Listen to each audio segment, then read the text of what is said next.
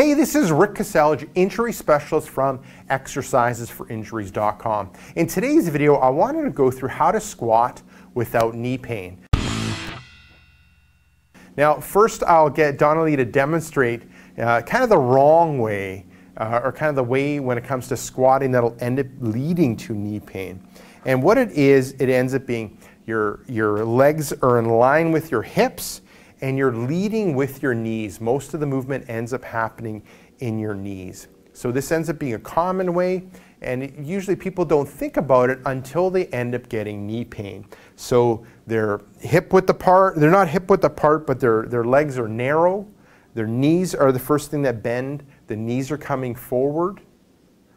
Good. And that ends up being a common reason why with squatting, it leads to knee pain, and then not improving your squat will just lead to constant knee pain. Now what you need to do in order to squat without knee pain, I would start off with having your feet a little wider apart. And what that ends up doing is it gives your pelvis somewhere to go so that you can end up squatting properly, and your pelvis can end up coming between your feet.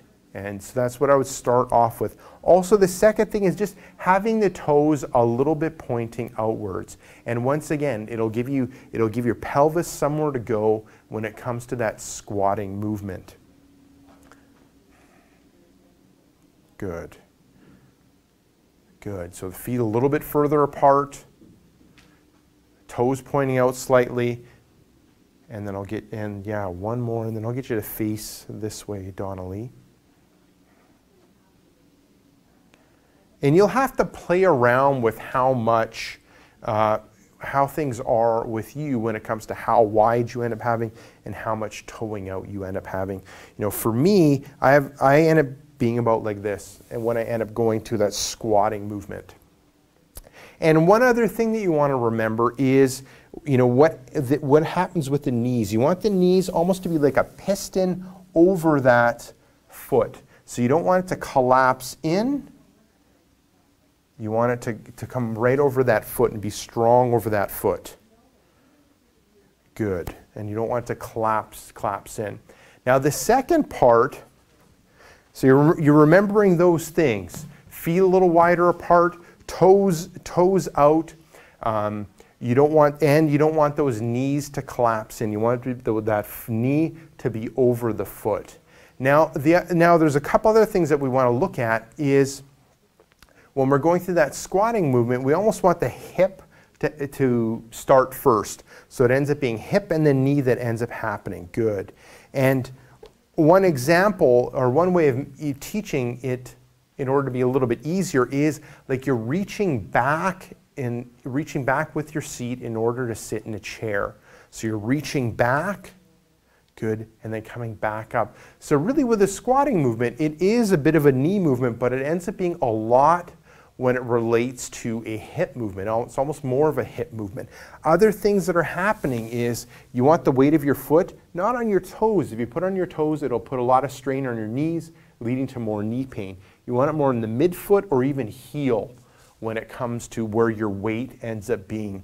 You want to focus on the knees being back. So they might end up passing the toes, but we ideally don't want them to pass the toes. If they pass a little bit, that's fine. But the further back we end up having them, the less stress will be put on the knees, but it ends up putting more stress on the hip.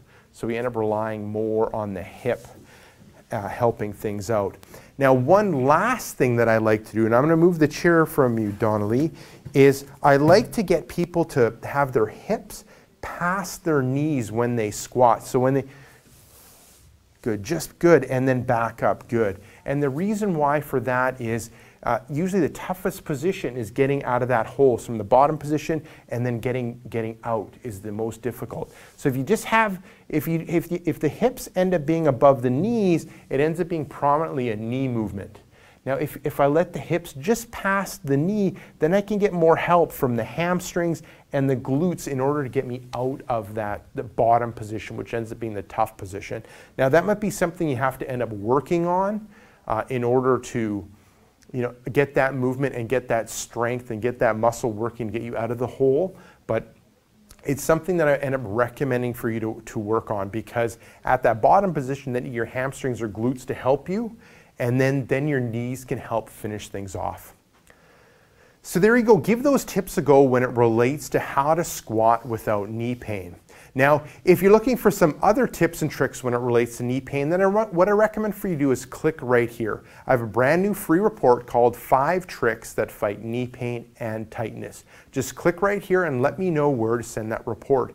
Now, if you're watching this video on a mobile device or a tablet, head down below into the description, click the first link, which will end up being exercisesforinjuries.com/knees. Let me know where to send that report, and I'll send you that report right away.